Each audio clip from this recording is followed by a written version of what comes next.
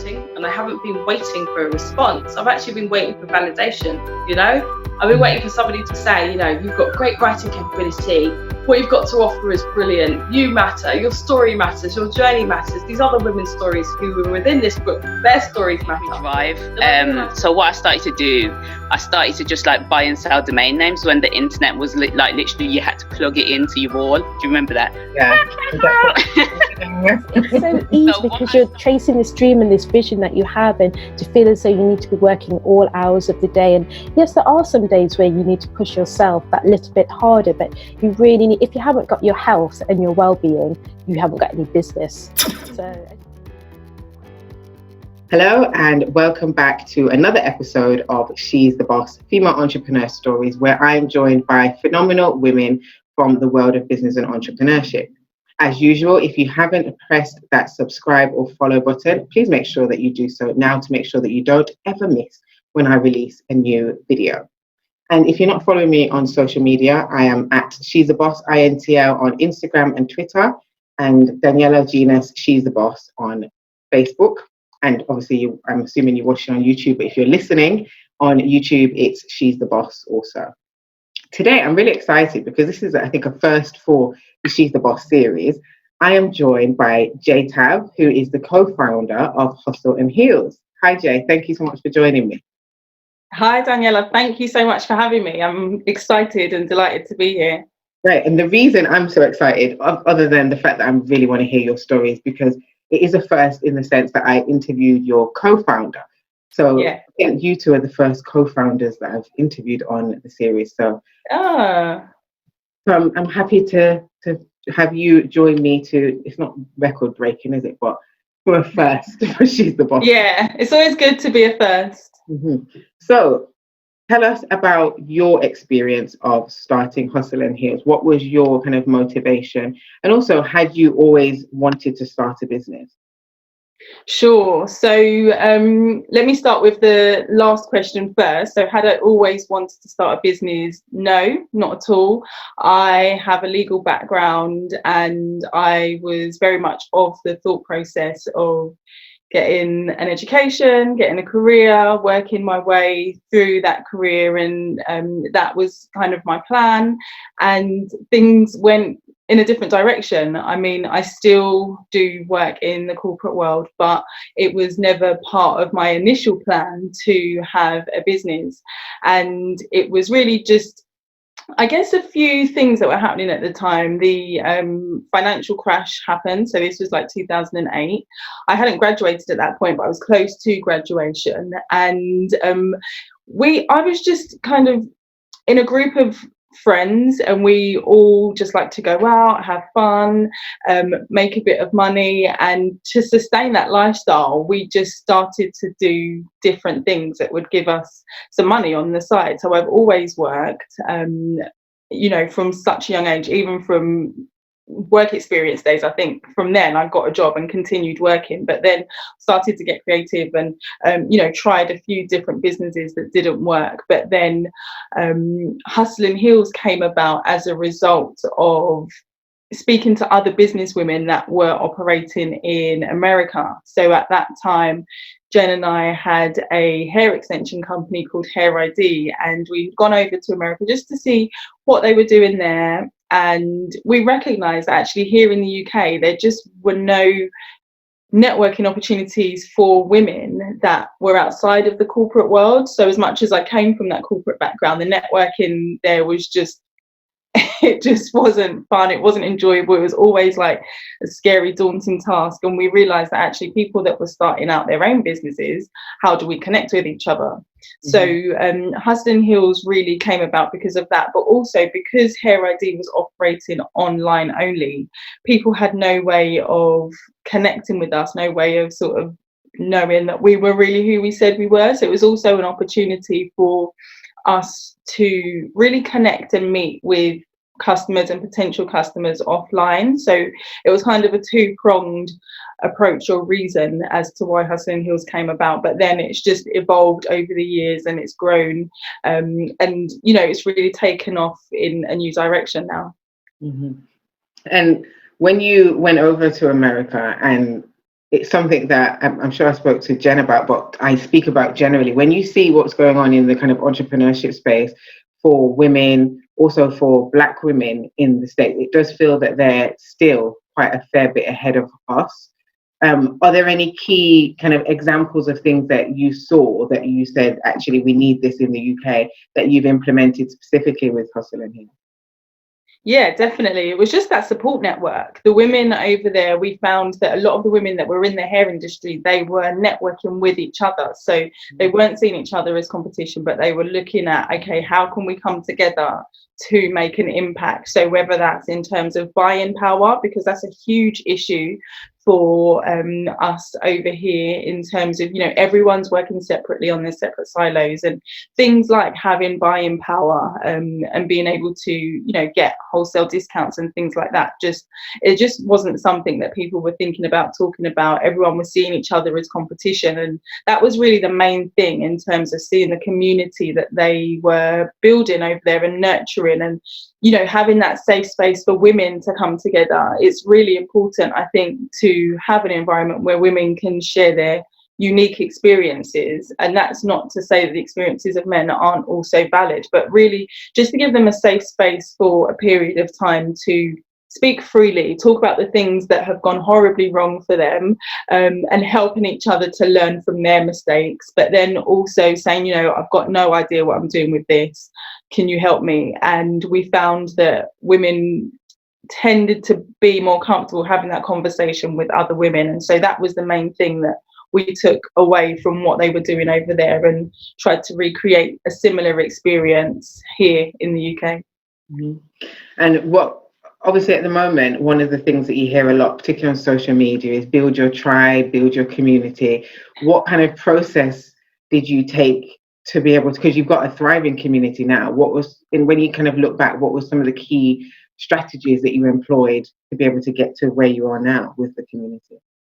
Yeah, the community is huge. It's great. It's growing daily. And I think over the 5 years that we've been operating with Hustle and Heals, we've engaged, over 13,000 people, which is fantastic, both online and offline. And that's just amazing for us. And I think the main thing that we've tried to do is just be genuine, be authentic, and be consistent. Consistency is really one of those things which is just like, people talk about it and you're like, yeah, it sounds so like cliche, like be consistent, but it's so true. And so, building that tribe, building the Hustle and Heals community has really come about as a result of us being consistent for 5 years, always showing up, always making sure that the events are going on, that we're available, we're accessible, we're pointing people in the right direction. We know who is in our community. So when people are asking us for,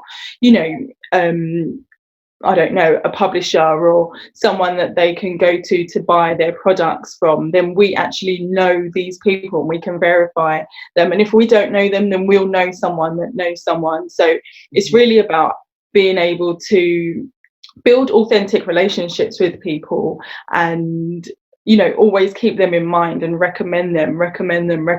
Never think that someone else, highlighting someone else is going to dull what we're doing. So I think that's really what has worked for the community, and making it not about us, but about everyone else that's part of Hustle and Heals. Mm-hmm. How do you balance that though? If you're always kind of connecting people and building relationships with so many women, how do you find time for you? And also you said that you've still got the other business, you're still working. I don't know if I misunderstood that. You're still working in corporate. Like, when do you find time for you? So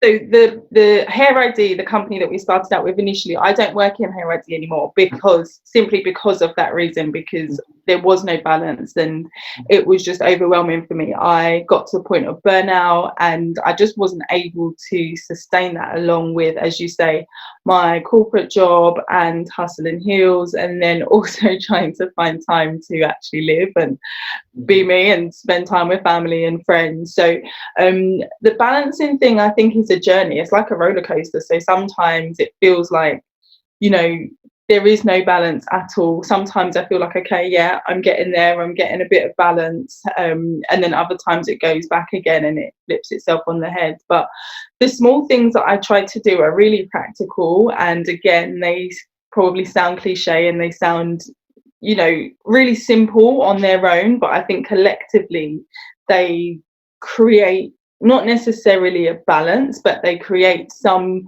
level of cohesion whereby I'm able to refuel and spend that time with family and friends and use that and then put that into my business. So, you know, each morning that I wake up, I try to just have some time of gratitude, have some time where I'm reading the Bible, have some time to myself. I try to work out. I don't work out as often as I can, or that I would like to, that I used to. And then I try to, you know, have at least one day a week where I'm not working. So typically a Sunday. So those are the things that I try to do on a regular basis in order to make sure that it's not 24/7 work, but actually there is some time with family, with friends, with myself, and just some time to recharge. And getting sleep and eating well is also, you know, things that I don't get it right all the time, but those are things that I try to be conscious of to make sure that my foundation is, you know, strong enough to sustain me when things are really busy or really pressurized. But as I say, it's kind of an ongoing battle that I have in terms of trying to really cultivate that feeling of balance. I read a book by Shonda Rhimes. I don't know if you know Shonda Rhimes. And she spoke about, you know, the fact that people ask about that question of balance, and she's like, there is no balance. So if I'm doing one thing, then it means I'm not doing something else. And I kind of just, that kind of resonated with me, and I just got comfortable with recognizing that you can't do everything all the time for everyone. And, you know, sometimes if you're working on one thing, then that means you're not working on something else. And I just got comfortable with that uncomfortability, I guess. Mm-hmm. No, I can 110% relate to pretty much everything you said, except for the part of what I eat, because I'm not that great with that, to be honest. Yeah. But I do try to exercise and do try to take rest. And I think it's so important because on social media specifically, we hear all of this hustle, you can sleep when you're dead, and it's about making money, blah, blah, blah, and let's go. And it can have people really thinking that if I'm not working from the moment I open my eyes till the moment I close them at night every single day, that I'm not going to achieve success, that I'm not really dedicated to this. When actually you need to be dedicated to yourself, and health is wealth, as cliche as that may sound. And you said that you experienced burnout. How did that manifest for you, if you don't mind me asking? Because there's a few women that I've interviewed that have said they've suffered from burnout, and I find that different people have different experiences of that. How was it for you?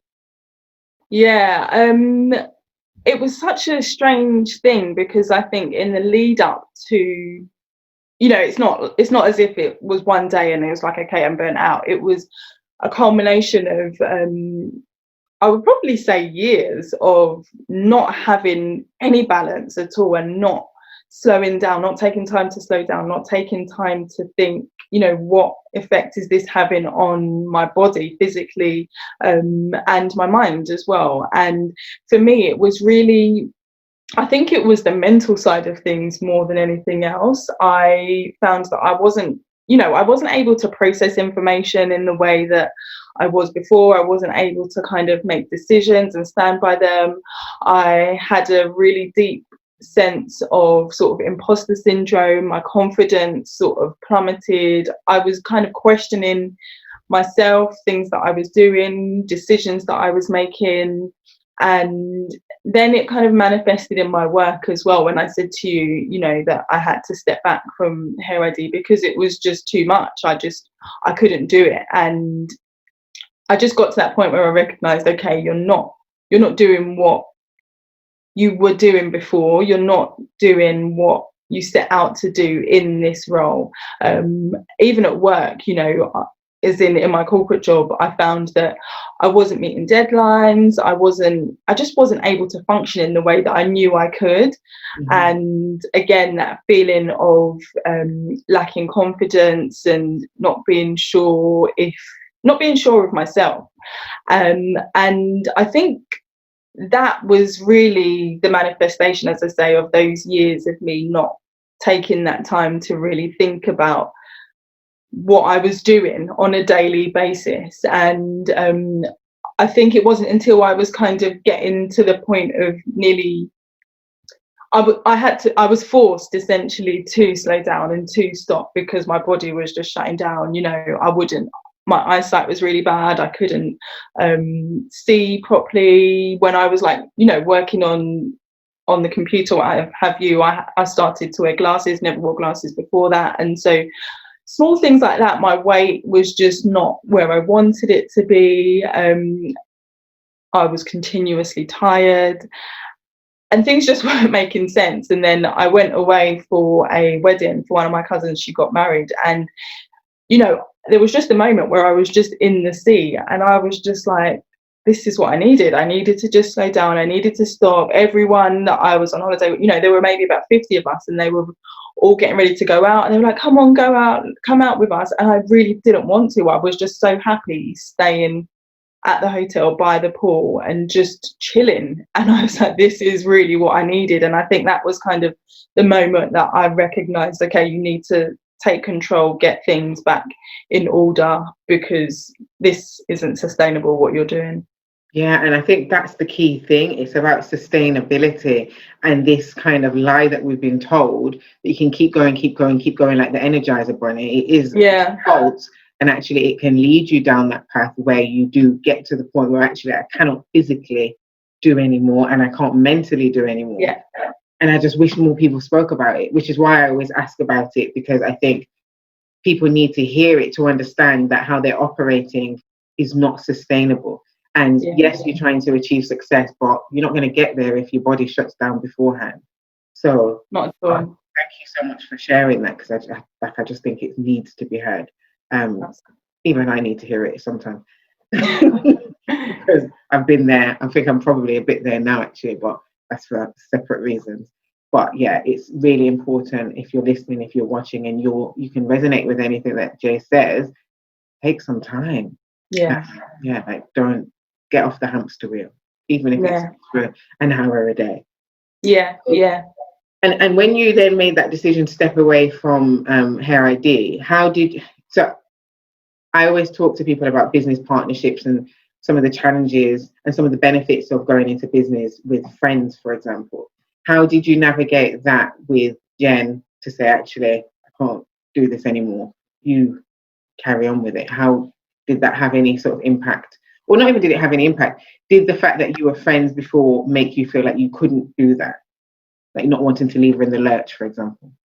Yeah, good question, really. It was a real battle, and it took me a while to be able to actually say it and to physically say that, I'm struggling and I can't do this anymore. And because exactly that, what you say in terms of, that there's someone else that you work with that you are essentially leaving in the lurch, it was really difficult, and it was a real battle that I had. And I think that was adding to my anxiety and adding to the pressure and stress of everything, because it wasn't just me. It wasn't, something that I could walk away from and just disappoint myself. It was, someone else was involved, and someone else's livelihood was also involved. And so it was really difficult. It was a really difficult conversation. It was a really difficult realization for me.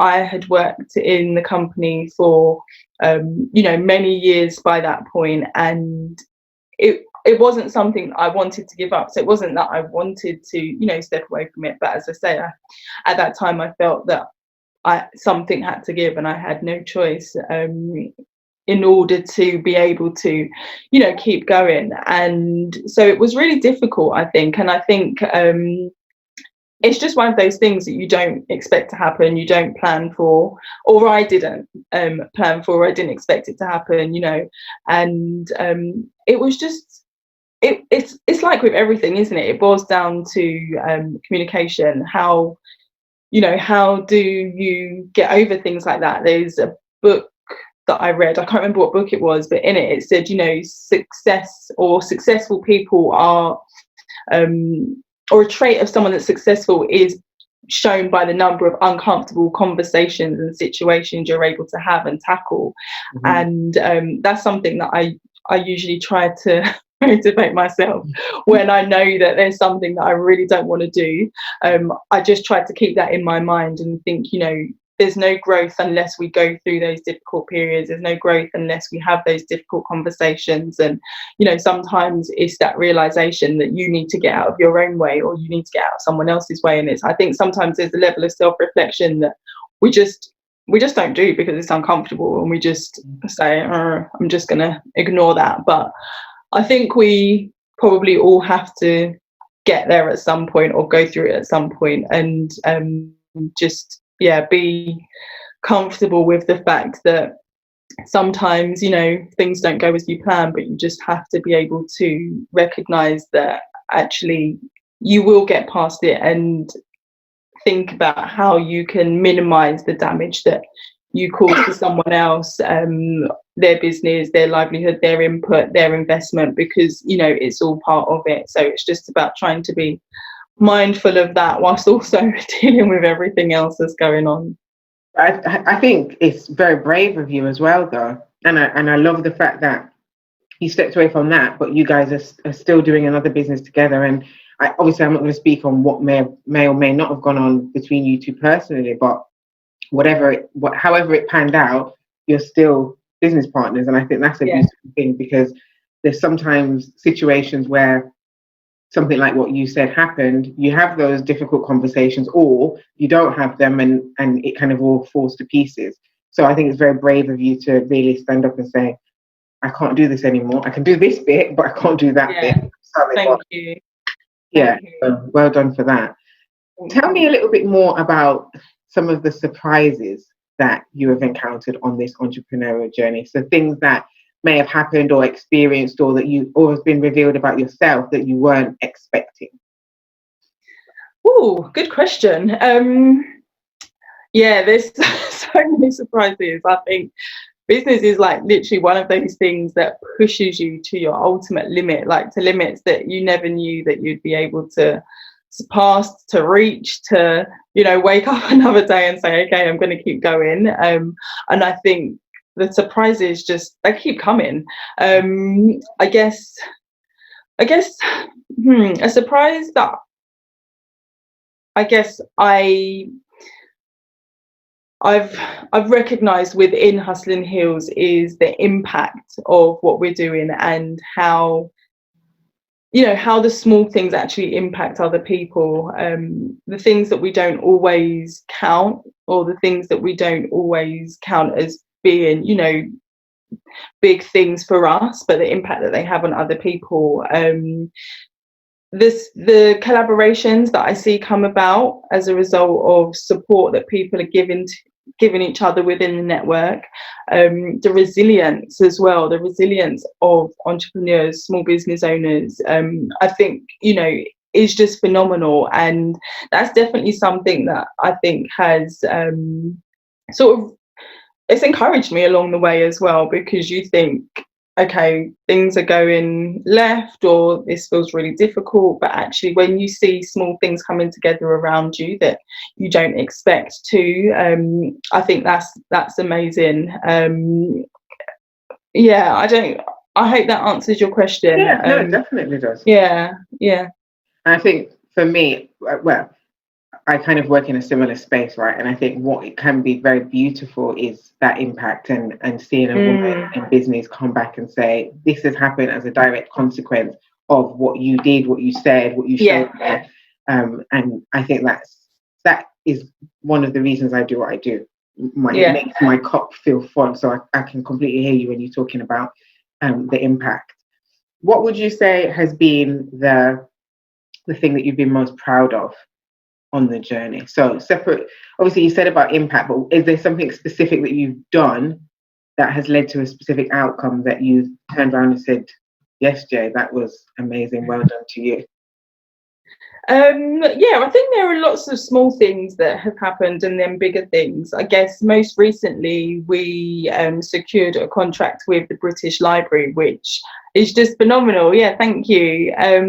And something like that, I mean, it's such a huge institution. It's such a, you know, a nationally recognised institution that, for me, I'm like, what, little old us have secured a contract, and we're working with the British Library to deliver this, you know, this service as part of what Hustle and Heels does. So for me, that has been something which has been absolutely amazing. I used to work at the British Library as like a little summer job, so Wow. it's like, to think that it's gone, you know, full turnaround, and now we are delivering a service for them as part of what Hustle and Heels does to support underrepresented entrepreneurs. That's absolutely phenomenal. We've also done like work with different local authorities and just working with the retailers that, you know, have been on high streets and have been in shopping districts for, you know, 10, 12, 15 years and have kind of fallen out of love with what they're doing, and, you know, everything seems to be set up against them. And actually seeing them after we've worked with them and seeing, you know, some of the progress that they've made, again, you know, on paper it may look like small wins and it may look like really tiny footsteps forward, but just to see the change in what they're doing and to restore that, I guess, passion and pride in what they're doing has always been really great for me. And just being able to go back in as a customer and see them, you know, in their element and back with that passion, that's been really, really rewarding for me. Could I just please ask, when have you already had an in-person session at the British Library? So Jen delivers the marketing masterclasses, so she does them. Yes, before, you know, a few months ago she done them in person, but now they've moved online. So yeah. But had you what? Okay, the question I'm trying to ask is, have you, since you won that contract, been in the building and had a moment and said, "Wow, I remember working."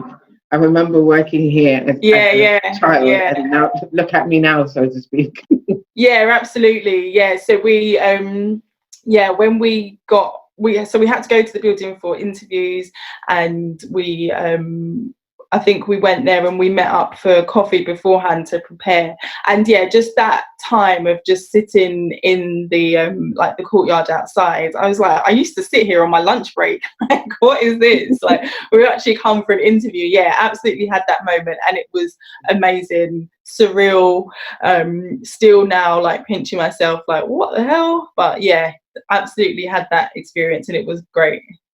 Listen, I love stuff like that. I am that person that would be standing there going, "Mom, I made it." Yeah. The fact that it came full circle, I think that's such a beautiful story. Yeah, and can I ask, do you and did you celebrate yourself? So just generally, do you celebrate yourself? And for that specific win, did you say, "Jay, you've done good, let's go out and buy myself something"? Very good question, and I want to say yes, but the answer's no. So you probably know what it's like when you're doing things and when you're in the process of it, you really rarely step away to look at the bigger picture and take a moment to celebrate. We do try to do that every now and then, but we haven't done it for a long time. I know that I haven't you know, sort of stepped back, taken a moment and said, okay, this is where you're at, this is good, like, let's celebrate this. So no, but maybe now that you said it, I will. I'm going to hold you to this. So I try when I do these interviews to get each of the interview participants to hold themselves to something. This is probably now. So you're going to go and you're going to celebrate however you want to, and obviously in lockdown, but order some rum punch. I know the punch queens are doing deliveries. Order yourself a cake from Shah's Cakery. There's loads of different things you can do, but whatever it is that works for you, celebrate yourself. I think it's so important. I think we go and we hustle and we go and we go and we go and we don't stop and take stock. And what you just said in terms of that specific story, even, that's a big deal. Yeah. And I think a lot of the time we can get lost in chasing those super big wins, that we forget that that is a big win just generally. But I assume that you've got big aspirations because of the kind of person that you are. And I think we shouldn't miss the opportunity to tell ourselves well done for those other wins, even if the wins are not all the way up here where we want them to be. So I'm going to celebrate you for now, but I want you to celebrate yourself too. Absolutely agree. I'll show you evidence of my celebration. I look forward to seeing it. So corporate stuff. So you're saying you still work within the corporate field. Are there any particular kind of lessons that you've learned within the corporate space that has really helped you in entrepreneurship? So funnily enough, someone asked me something similar to this recently, and one thing that I was told before going to work, and that has been very true and has served me really well and has transferred over into what I do on the business side, is treat people well.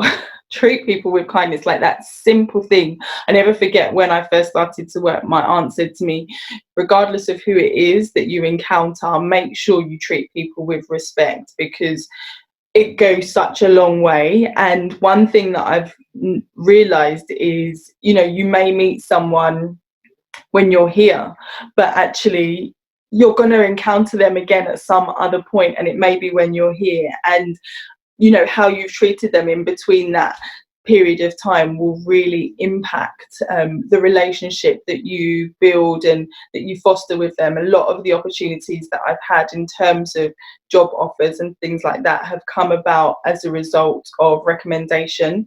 And so building those relationships has, I think my experience of building relationships within the corporate world has really fed into what I do within Hustle and Heels.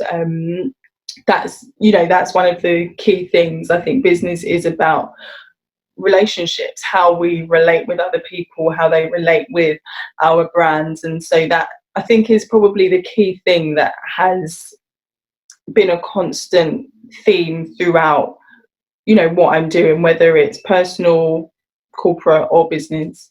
Mm-hmm. That's interesting. You mentioned earlier imposter syndrome. That's something that has impacted you across both the corporate work and entrepreneurship, or is it sat in entrepreneurship specifically? Yeah, it's definitely spanned across both. It's, as much as I have my corporate role and I work in corporate, and then I have Hustle and Heels, I am the consistent, I'm there in both, and I really try to be as authentic as possible, and I try not to, be one person, one place, and someone else somewhere else. And actually that feeling of that imposter syndrome feeling, and that feeling of, do I deserve to be here? Am I, punching above my weight? Am I meant to be in this room? That was something that actually, I felt when at work in my 9 to 5, and also within Hustle and Heels and the business side of things. So it was something that spanned across, and I think it goes back to what I was talking about before in terms of my mental well-being, and just having that mindset. It was something that crept into my mindset, those doubts and that questioning it wasn't something I could switch off or, switch on depending on what room I went into. It was something that I experienced within both. Mm-hmm. No, it's interesting because I've spoken to people before who, in the corporate space, because they'd maybe studied, got a degree in that field, they felt much more confident and comfortable than in the entrepreneurship space because they didn't necessarily feel that they'd earned the right to be there. So it's interesting that I always thought it was a bit weird, but it's interesting that for you it did go across the board. How have you tried to tackle that?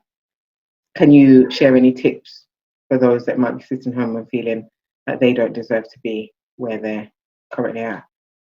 So mindset, like literally my mindset, I just had to be really intentional and be really aware of the thoughts that I was having, you know, thinking about what I was thinking about and making sure that actually that process of, you know, gratitude and recognizing what you do have as opposed to what you don't have was something that was really important in terms of just building my confidence back up, recognizing that actually there are going to be times when my confidence dips and times when it's super high, and recognizing that that is just part of life. Those were a few realizations that I came to. But then I also just started to kind of think, wait, if I'm in the room, must be, you know, I must be in here for a reason. And then I just started to practically read more, you know, listen to podcasts, watch shows, and do things that were uplifting, that kind of rebuilt my confidence, rebuilt my self-belief. Again, going back to you know, the mindset, there was a book that I read, and it was about you know, just cultivating a lifestyle of happiness. It was by a lady called Rochelle Gapere, and it was about 30 days of, you know, happiness. And those were just small things that I started to build into my daily routine and be really intentional, be really mindful about what I was consuming in terms of reading, listening to, the thoughts that I was having, the people that I was listening to, and just my kind of daily routine. So I tried to cultivate a lifestyle which rebuilt my confidence, really. Mm-hmm. Yeah, I think that's great advice. I have suffered imposter syndrome throughout my entrepreneurship journey as well, and it's interesting because at the moment I feel that I don't have it anymore, but then different things will happen, and I feel like, are you sure? Are you sure? Yeah. And I practice that same thing, like, stop it. No, you're obviously here for a reason, or they've asked you for a reason, or this is being said for a reason. Believe them. Why would people be lying to you? So yeah, I agree with it is about a mindset shift, and it's also about replacing the thought with another thought, a positive one that raises you up and doesn't question you. And doesn't question facts. So I always say to my clients, write down a list of your experiences, of your skills. Yeah. Collate all of the testimonials and the case studies and the feedback from your customers or your clients. Stick it on a wall and read it every day. Now, ask yourself which part of that is a lie. And I think once you start to understand and focus on the facts as opposed to your kind of emotional opinion, I think that can also make a big difference. Absolutely, that's good advice, actually. Thanks. So, kind of the elephant in the room, we are still in lockdown. Are we in is this week 9 or 10? I think it's 9. Yeah, so we're in week 9. This will go out hopefully when the lockdown is finished, but it's still going to be interesting to know how people have been dealing with it. From a personal perspective and from a business perspective, how have you been dealing with the lockdown? So it's been really interesting. So before the official sort of lockdown was put in place, I started to work from home just because I like to work from home. So I started to do that. So I think I've added on like a few extra weeks of lockdown for myself inadvertently. I didn't think it was going to last this long, but I've been fortunate enough to be in a position whereby I've enjoyed this time. I've enjoyed it because it's been a period of slowdown, and sometimes I find that we want to slow down, but the world is still on 100, but everyone's been forced to slow down. So I've enjoyed that. What I've done is I still try to maintain a level of routine and structure to my day. So it's not necessarily that, you know, I've still woken up at 6 a.m. every morning, but I've tried to still keep the rough structure of what I used to do before. So, you know, get up, have a shower, have, as I was saying, that period of just time to myself. Because like, I felt that so there was a period where I wasn't doing that, and I was just like, okay, what's going on? Like it was too much. Happened to all of us. Yeah. So it's like, no, stick to the routine. Yeah. So the things that I don't do anymore, I don't put my alarm on, because it's nice to wake up without an alarm, and I find that I wake up a lot better. I'm in a better frame of mind, and I tend to still wake up just as early, and I tend to still wake up at the same time every day, which is weird. So it's nice because you're just waking up in a different way, so that kind of sets the day. As I say, try to stick to the basic routine of what I'm doing, and that impacts, you know, personal and business.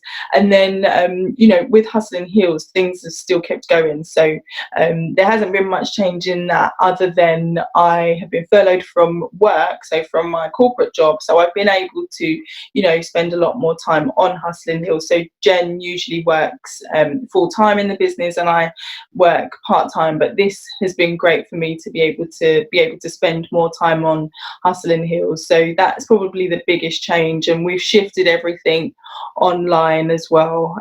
So yeah, there have been small changes, but I've still been able to enjoy it. Mm-hmm. I haven't, but I'm not going to moan too much about that. And that's why I said I'm fortunate enough, because I know that so many people are in, you know, completely different position.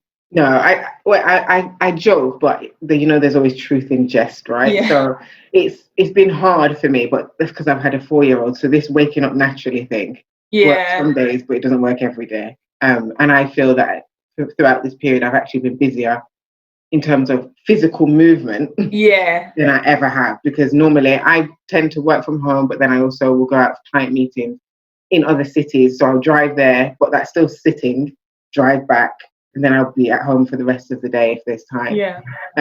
Whereas now I'm up, I've got to make breakfast, then I have a client meeting, then I've got to make lunch, then I have to homeschool. So I just feel like I'm busy. Whereas before, when I'd have client meetings via Zoom, I'd just be at home all day, sitting down.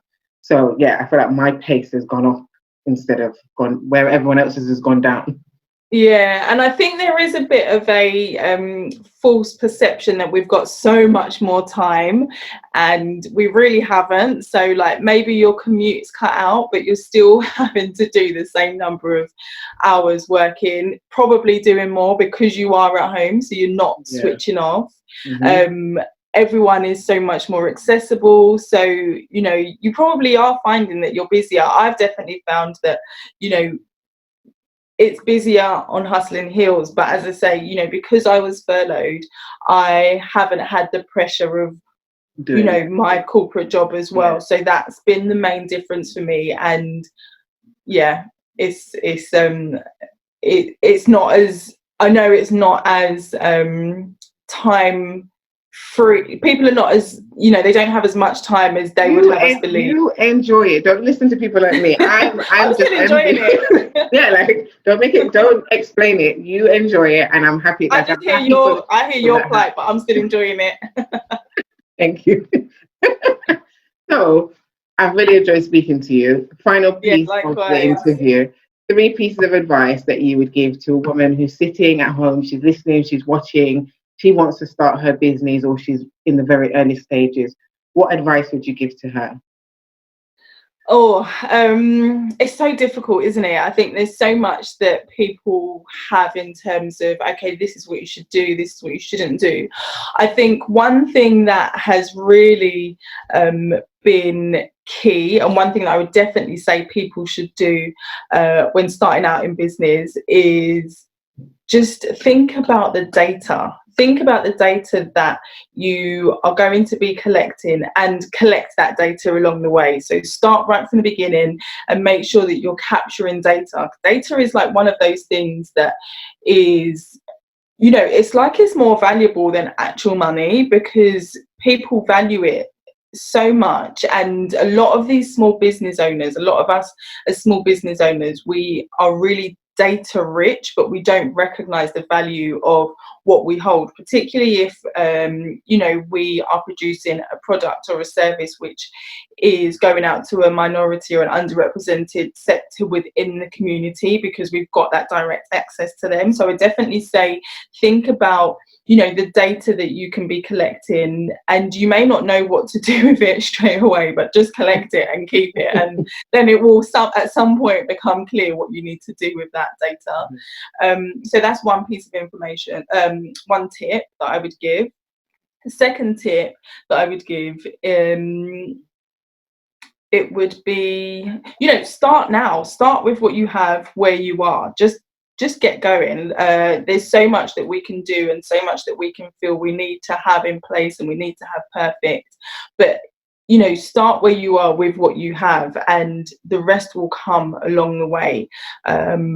It's the thing about business is you can still build and grow and change and adapt and be flexible as you go along the way. I think sometimes we have this notion in our minds that says we have to have everything, you know, perfect right from the get-go. But especially as a small business owner, people recognize that you will adapt and you'll be changing things, and you can be flexible. So definitely use that to your advantage. So that would be my second thing. And then the third thing, major key, guys, get your processes and systems in place from the get-go. Oh my gosh. Yes. I say it literally from a point of pain, because we didn't do it initially, and you know, you pay the price after.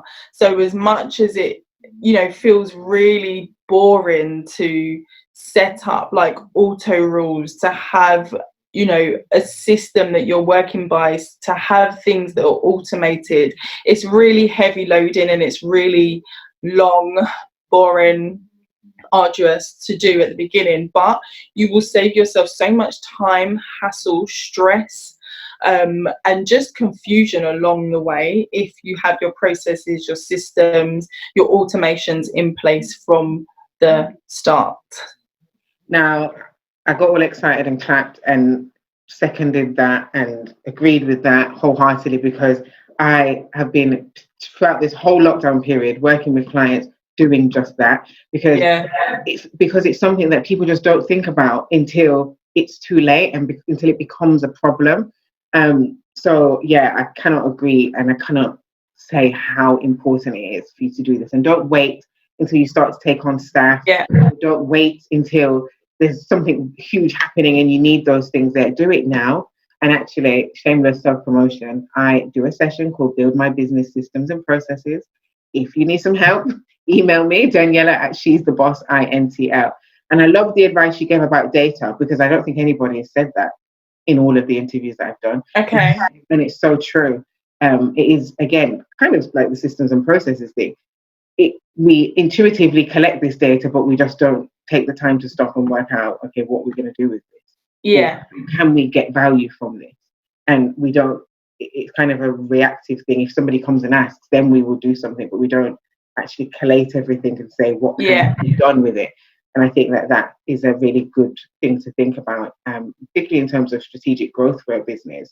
Absolutely. Data can be valuable both from a financial perspective, but also from a kind of connections and partnership perspective.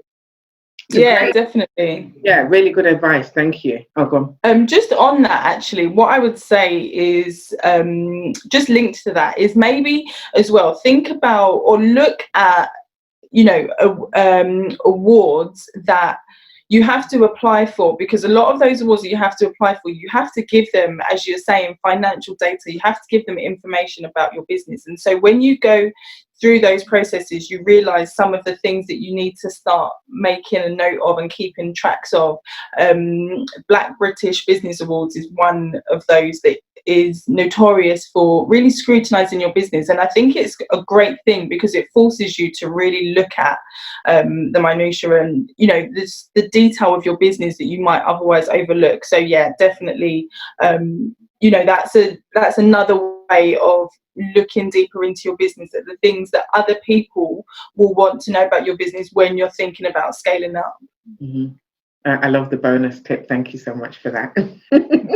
If people want to find out more about you, about your business, where can they find you? What platforms are you on? So Hustlin' Heels is on Instagram, Twitter, and Facebook, and LinkedIn actually, and the handles are the same for all of them. So it's at HHLLUK. We also have our website, which is www.hhll.co.uk. And then I am on Instagram, I guess, most actively. And my handle is _JAYTAB. Awesome. Thank you so much. And thank you for sharing such fantastic advice, for sharing your story. I have loved every minute of this interview. So thank you so much for that.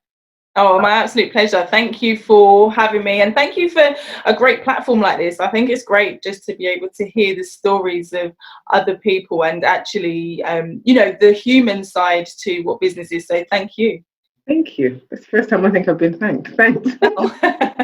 And also, if you're listening and watching and you want to hear Jay's co-founder's story, I'm going to put the link in, and you can hear Jen Scott's interview with me, which is also equally fantastic. Okay, you guys in the room together must be fantastic. When this lockdown is over, come to meet everybody, because I can feel the energy, and I can imagine that would be a great vibe. Thanks everybody for watching, for listening. As usual, make sure you click that subscribe button. If anything that Jay has said in this interview has resonated with you, please make sure that you like, that you share, that you write a comment. Interact, engage. Let me know what you're thinking about these interviews. It's always good to hear the opinions of those that are watching and listening. And I will catch you again, same time next Sunday at 8 p.m.